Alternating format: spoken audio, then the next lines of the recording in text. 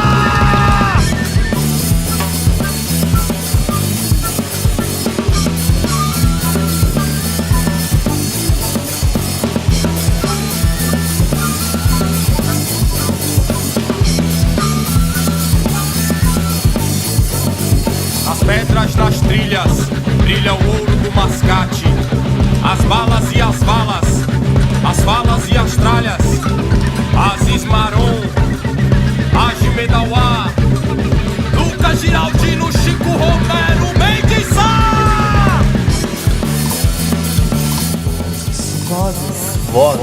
Vozes. Está começando Vozes dos Ilhéus.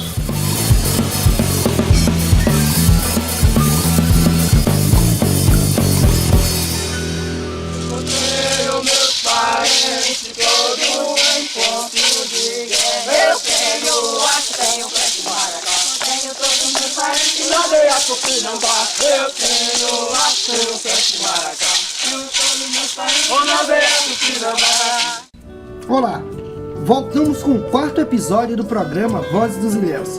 Falaremos agora sobre as diversas manifestações de resistência indígena no sul da Bahia. A partir do século XVI, portugueses chegam a esta terra e começam a colonizá-la. Para facilitar sua exploração, são criadas as capitanias hereditárias. Os índios foram usados como mão de obra no projeto de colonização. Com a chegada dos portugueses, inicialmente há uma articulação possível, né?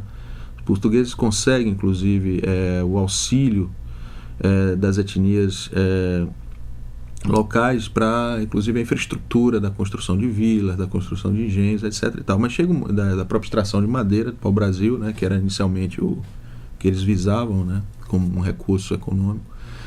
Mas com o tempo essa relação foi ficando bastante assimétrica, né? Essa questão da relação de poder. Então a exploração da força de trabalho se tornou, vamos dizer assim, excessiva e não estava mais ligada aos interesses das etnias tupi. Porque é o seguinte, era interessante para eles terem um machado, né, do que um de pedra. Ele vai ter que derrubar, inclusive eles derrubavam árvores, é óbvio isso, né? Faziam coivara. Então esse sistema ambientalista, é claro que eles preservavam, tinham uma noção de preservação e conservação muito mais acentuada que a nossa, mas é claro que havia uma interferência antrópica no meio ambiente, né? Pelas civilizações que aqui habitavam. É claro que não de um modo tão agressivo, mas é óbvio que eles também vamos dizer assim, interferiam na paisagem natural, né? Bom, então à medida que isso foi se agravando, essa assimetria foi sendo uma coisa muito clara, os conflitos são iniciados. E evidentemente desfavoravelmente para as etnias tupi. Não só pela questão mesmo do embate físico, né? E aí nós temos a famosa Batalha dos Nadadores, que inclusive é uma coisa que deixa muito claro, né? Na história das Américas se dá muito essa questão da colonização com protagonismo para o europeu. Mas na realidade, para cada europeu que lutou, tinham 200, 300 índios lutando contra outras etnias. Porque eles conseguiram amizade de grupos. Aqui em Ilhéus, os Tupiniquim sempre foram inimigos dos Aimoré. Mas houve época, por exemplo, aí pelo século XIX, que o governador da Bahia chegou a enviar tropas indígenas para combater quilombos em Ilhéus e combater índios bravios, tropas indígenas. Você vê isso nitidamente, por exemplo, na luta contra os franceses do Rio de Janeiro, que Mendes Sá chegou ao Rio levando tribos indígenas que eram aliadas dos portugueses, e essas tribos indígenas do Rio de Janeiro tiveram que enfrentar os franceses e os aliados dos franceses, que eram os tamoios. Os tamoios eram do grupo Tupi, mas eram aliados dos franceses, eram uma tribo de homens valentes, altaneiros, né? E os índios que Mendes Sá levou tiveram que enfrentar os tamoios. Havia esse tipo de aliança, né? Diversos momentos de conflito e violência marcaram a história dos índios no sul da Bahia. E é essa mesma história que nos surpreende. Talvez esteja aí um dos motivos de tanta fascinação. Assim, a Batalha dos Nadadores entra na história como um movimento de resistência aos colonizadores portugueses. E merece destaque por conferir aos índios uma condição além do que foi posto na maioria dos livros didáticos. Só que se estabelece ao longo do tempo um conflito, né, com as etnias, e por conta da exploração, assassinato de alguns elementos e tal. E então estabelece um conflito armado e a vila de Ilhéus é cercada, né, praticamente isolada e ameaçada mesmo de invasão. Então consegue-se levar uma mensagem para o Mendes Sá, que era o governador-geral, né, que estava em Salvador e que evidentemente tinha interesses aqui na região porque tinha investimentos claros aqui. E que havia também, naquele momento, a morte de um membro da sua família no Rio de Janeiro por índios de lá, né? Então havia todo um contexto de interesses nele, né? Não só a questão familiar, como também financeira. Só que ele demorou, houve um embate muito claro na Câmara de Salvador, que uma grande parte dos vereadores não queriam liberar os tupinambás, que serviam como defesa, né, para a própria cidade do Salvador, que naquele momento também estava iniciando sua estrutura urbana, que a ideia era levar tropas portuguesas, mas com maioria seriam esses índios tupinambás que viriam para tentar pacificar os tupiniquins aqui da região. Então ele ganhou por um voto. Bem, quando ele chega, os relatos do período é que ele contra ele é o sitiado. Então decide ir direto para o que seria hoje o Pontal, né, e da Sapitinga, onde havia já algumas aldeias. E a partir dali, quando ele desembarca, ele vai saqueando e queimando essas aldeias e tal. Quando chega no Cururupi, o que é que acontece? Eles decidem fazer uma armadilha. Eles já sabiam, evidentemente, das táticas de guerrilha dos tupiniquins, que era o seguinte: um pequeno grupo atraía, né, os portugueses, enquanto um grupo maior esperava os portugueses passar e fechavam e tomavam conta da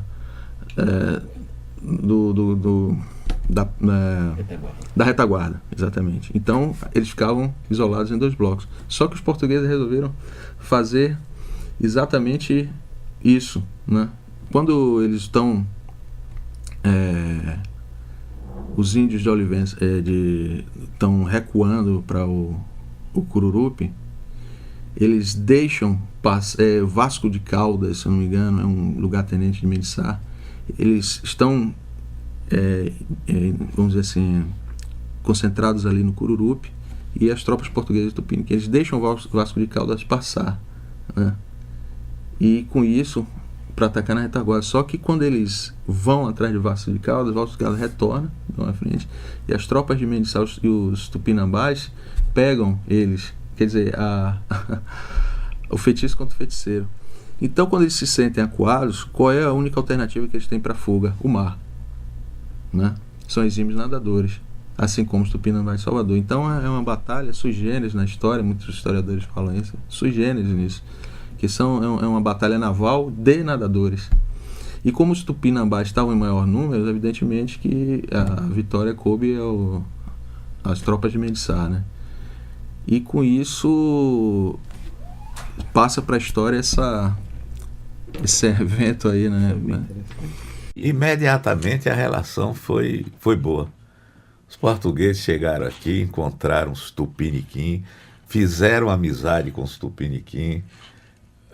Os portugueses construíram a sede da vila, que tomou o nome de Vila de São Jorge.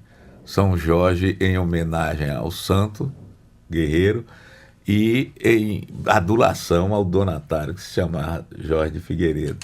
Então, eles criaram a Vila de São Jorge, ficava em cima do Oiteiro de São Sebastião. E contou com a ajuda dos índios. Mas na segunda metade, logo que eles começaram a atividade açucareira, tentaram escravizar os índios. E daí vai surgindo o antagonismo, né? Tentativa de escravização. E essa tentativa de escravização vai crescendo, vai criando cada vez mais animosidade com os índios, até que na segunda metade do século XVI, aí por volta de 1569, houve uma guerra que foi uma das mais cruentas do Brasil, a chamada Guerra dos Índios. Foi uma das mais sangrentas do Brasil. Os habitantes da vila, os brancos, mataram 2 índios. E por causa desses 2 índios, os cadáveres dos índios foram levados pelos próprios índios para as autoridades daqui da vila. As autoridades não deram a mínima, os índios aí se levantaram. Os tupiniquins cercaram a vila de Ilhéus. Cercaram de tal maneira que não entrava nem saía nada. A vila de Ilhéus já estava passando fome. Quando alguém saiu lá da parte norte da cidade numa embarcação e foi levar notícia ao governador Mendes Sá. Quando Mendes Sá recebeu a notícia, ele pegou a esquadra de Salvador, veio para Ilhéus. Quando chegou a Ilhéus, o morro de São Sebastião estava cercado. Ele, em vez de se dirigir ao cerco, para salvar a vila, ele se dirigiu para as tabas indígenas, que ficavam lá para as bandas da Sapitinga, lá nas margens do Rio Santana. Quando ele chegou lá, ele queimou as tabas, matou índio, matou famílias indígenas inteiras, mulheres, crianças, mostrando uma total falta de sentimentalismo cristão. E os índios de cá de cima, eles avistaram o fogaréu na tribo e tal, né? Depois que viram os navios passarem, aí eles saíram correndo, abandonaram o cerco, saíram correndo para salvar a vila, a taba.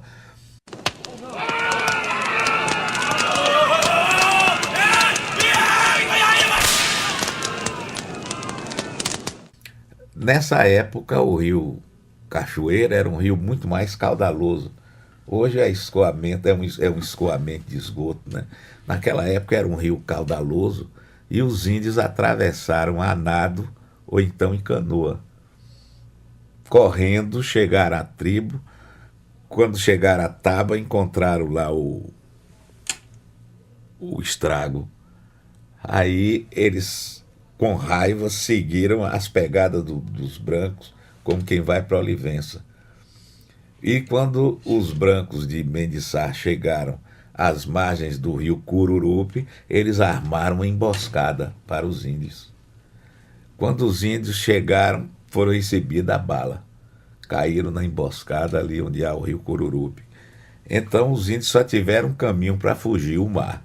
E aí bateram braço, mar adentro, e chegaram a mais de 1 légua de costa nadando. O pessoal, principalmente os índios que acompanhavam também Mendes Sá, foram atrás, mas os de Mendes Sá estavam descansados, né?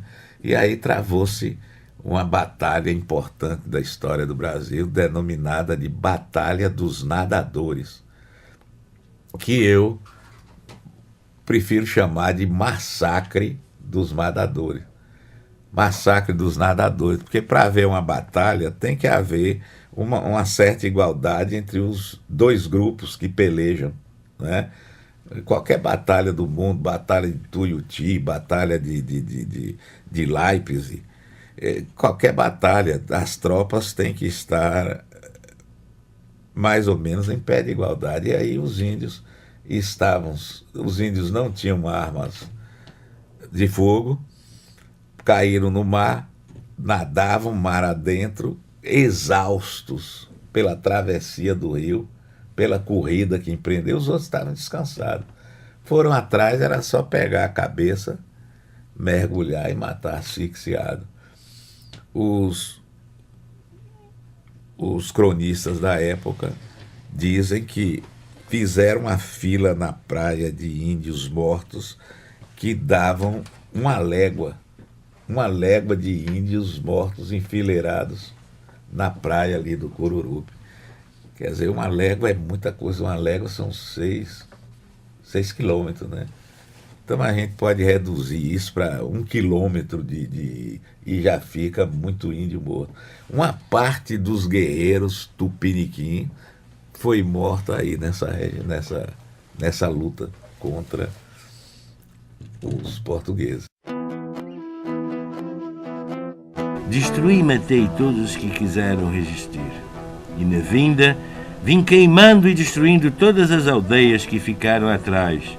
E porque o gentil se juntou e me veio seguindo ao longo da praia, lhes fiz algumas seladas onde os cerquei e lhes foi forçado a deitarem a nado no mar de Costa Brava.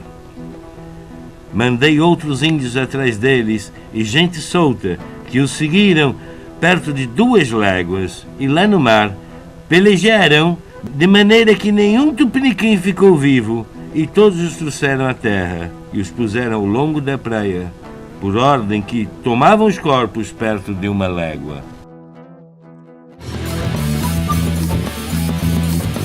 Você está ouvindo Vozes dos Ilhéus. Outras histórias do sul da Bahia.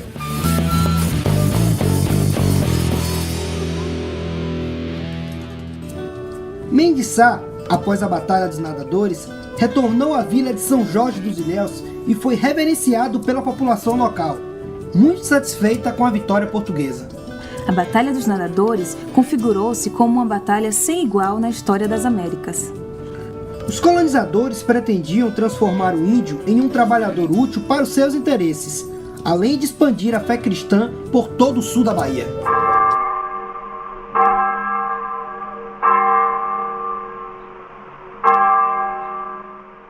Os jesuítas, eles foram figuras assim, protagonistas na colonização, né? Só daqui da região, mas como todo grandes áreas do Brasil. Eles trabalhavam na catequese, ou seja, né, no convencimento, né, no proselitismo, de tirar o indivíduo da sua base identitária e vir para católica, né, do sistema europeu de pensamento, etc. e tal. Isso era feito basicamente em aldeamento, né? Como por exemplo de Olivença. Várias cidades aqui do litoral da Bahia foram frutos de aldeamentos indígenas, né? E um dos 2 mais assim que a gente pode ter uma referência muito forte é tanto Olivença como Ferradas. Inclusive Ferradas, já na época dos capuchinhos, assim, depois da expulsão dos jesuítas, foram plantadas roças de cacau. Muitas serviram de muda para fazendas aqui da região. Muitos dos colonos que chegavam buscavam mudas lá, né? As mudas plantadas pelos índios de Ferradas. Em Olivença, eles começam a aldear, né, os grupos que estavam circulando, né, aqui pelo sul da Bahia naquele período. Algumas famílias tupi, de número reduzido, e a maior parte etnias, grupos pertencentes ao Macro-G, né? E ali eles vão concentrar esses grupos num sistema de aldeamento e basicamente trabalhando no sistema educacional em cima das crianças. Porque o que é que você faz? Você retira a criança do poder, retira da influência da família, né? Todo aquele sistema tradicional, etc. e tal, de passagem de cultura, de identidade e tal, e traz para dentro da escola, né? Em que eles vão educar as crianças a se transformarem em pequenos europeus, né? Aí é aquela coisa, né? Ensina o português, ensina a religião católica, os costumes da Europa, etc e tal, né? Então desarticula completamente o modo de vida daquele. E evidentemente, se você começa a trabalhar com as crianças, evidentemente a próxima geração já está completamente, porque elas serão os pais e mães daquelas crianças que também estarão sobre o jugo, né, entre aspas, proteção jesuítica. Entre as obrigações do donatário estava a fundação de vilas, a implantação de fazendas produtivas e, por último, defender a terra de invasões de povos estrangeiros. A partir de 1560, Lucas Giraldi, novo donatário da capitania de São Jorge dos Ilhéus, intensificou a exploração indígena, visando a obtenção de lucro imediato. Também foram intensificados os assaltos às aldeias vizinhas, o que resultou em várias revoltas, fugas e ataques dos índios tupiniquins. Houve também um sério agravamento nas relações entre nativos e colonizadores.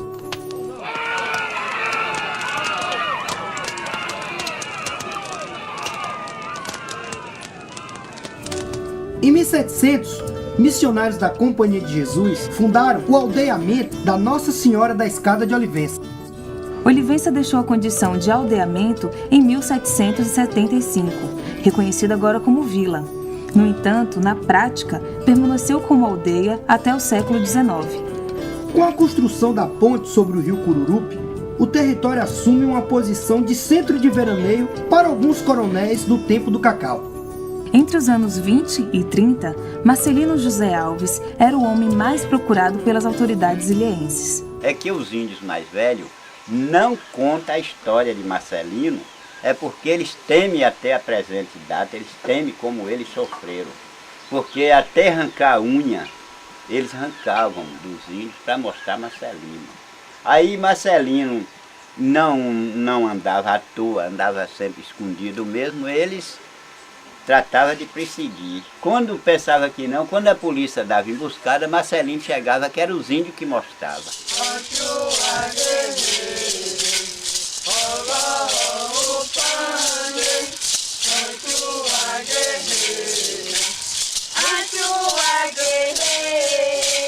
Os que estão a favor dos chamados índios, os chamam de índios. E os que estão contra, os chamam de caboclo. Então, caboclo não é mais branco, nem é mais índio, ou seja, não é mais nada, completamente desfigurado, né, culturalmente. Isso começa com a construção da ponte, ali do Cururupi, a ponte antiga, né? Existe nos anos 30, uma clara intenção assim de o começo daquela questão do lazer, etc e tal, né? E você tinha uma zona de veraneio no Pontal, né?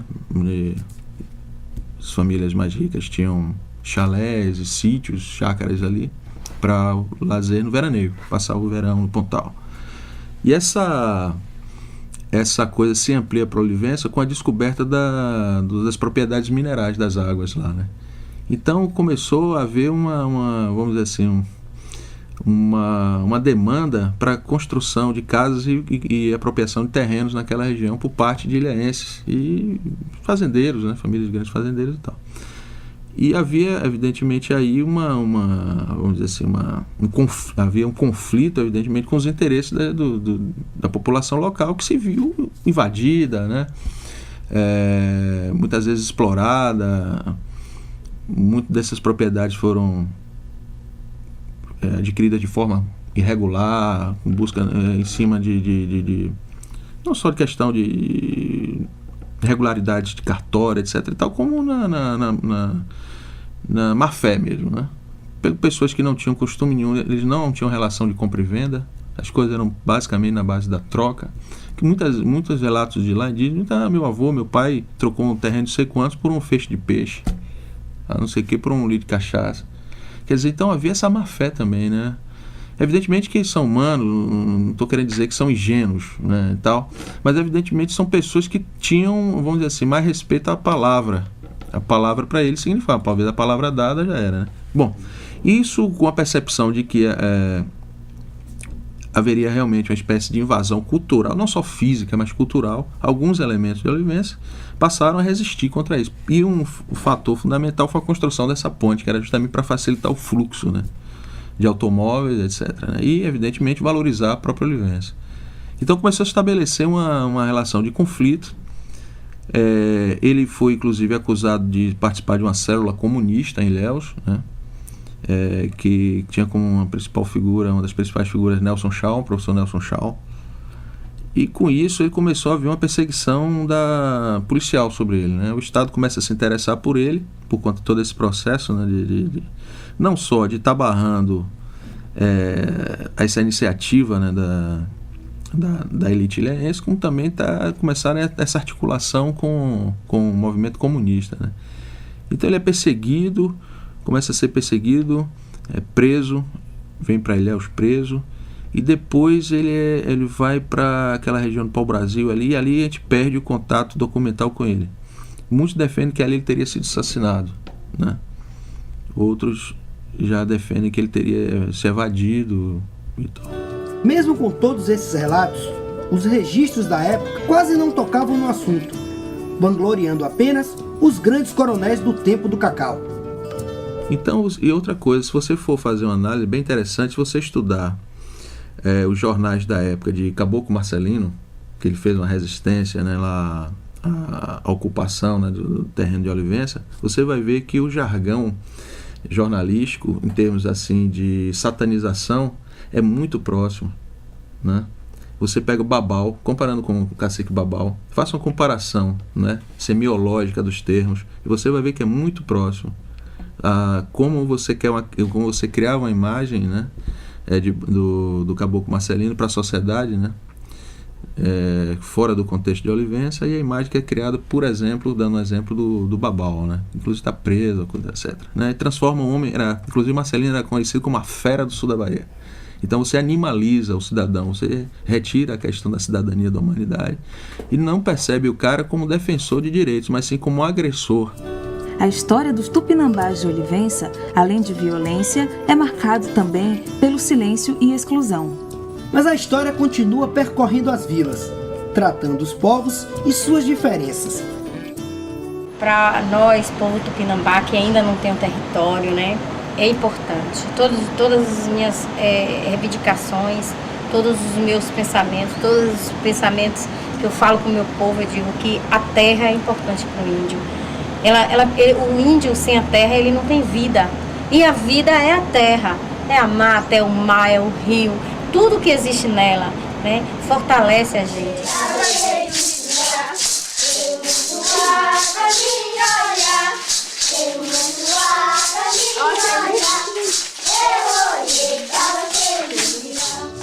Obrigada a todos que participaram deste episódio.